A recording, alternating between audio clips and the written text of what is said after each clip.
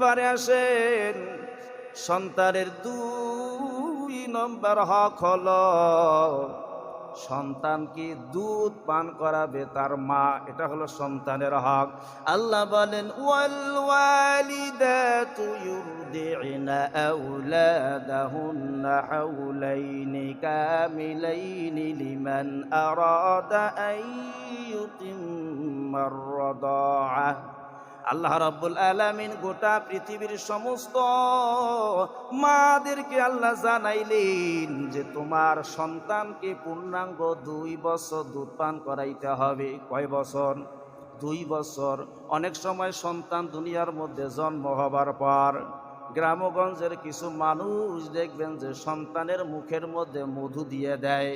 আল্লাহর নবীজি পূর্ণাঙ্গ 1 বছর সন্তানের বয়স না হওয়া পর্যন্ত মধু দিতে নিষেধ করেছেন।